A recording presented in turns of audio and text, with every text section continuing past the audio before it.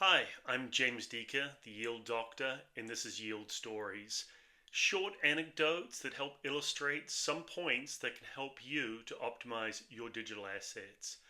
Today's story actually comes from a number of years ago, but the lessons are just as relevant today as they were then. We were working a project for a newspaper publisher, and the head of sales, who we'll call John, called me in and said that the problem was that they had too many house ads. As we dug into the data, we discovered something more troubling than simply unsold inventory. But to get there, we had to peel back the layers behind the scenes for the full story to emerge. When I first met John, he told me that when the team wasn't doing a great job, they were only selling through 50% or less of the ads on the site, which meant that 50, 60, 70% of the ads could be run as house ads, meaning ads for the newspaper itself. And of course, this was very obvious to anybody looking at the site.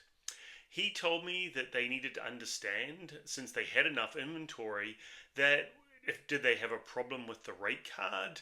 Were they packaging something wrong? Or was there something else holding back demand?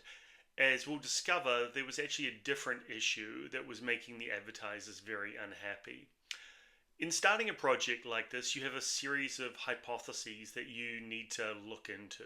And so we started digging into all of the data that we could get our hands on to understand the various dynamics. We were looking at how the ad impressions were sold, how many were actually sold, the price that they were sold at. But things started to get interesting when we started analyzing the data and discovered some anomalies that we couldn't explain. Specifically, the number of ads that were running for advertiser campaigns was much greater than the number of ads that were actually being paid for. And as we dug deeper, it became apparent that they were running for actual advertisers, but no revenue was being received for them.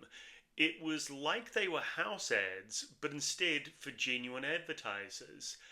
At first, in hearing this, you might think, like I did, that this was a case of bad accounts receivable. In other words, the ad campaigns were running, but the accounts receivable team was just not properly billing the advertisers.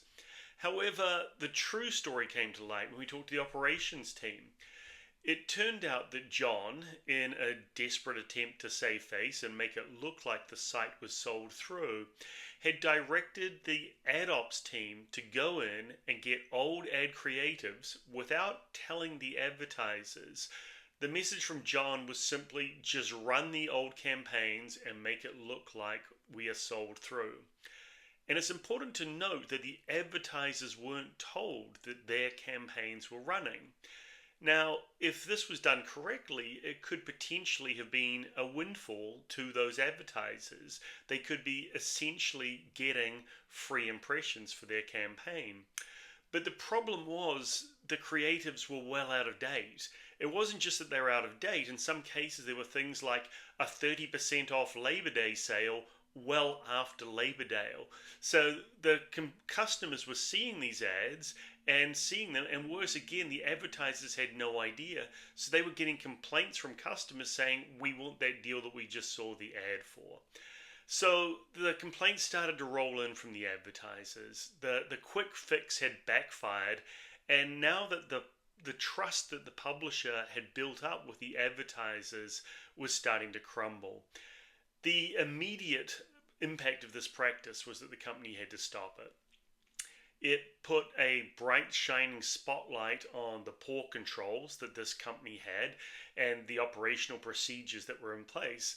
Namely, that one executive could make a decision like this that impacted the advertising experience without anybody else really knowing. I don't believe that there's anything illegal about this practice. It was definitely annoying for the advertisers, confusing for the users on the website, and it masked the issues that were really going on. So with stories like this, I try to link to what is the lesson learned. Firstly, as a consultant, we learned to assume that you can't believe that the client is adhering to standard business practices. From the publisher perspective, the lesson was clear.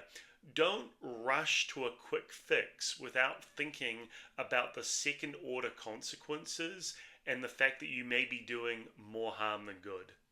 Thanks for watching. I hope you enjoyed this yield story.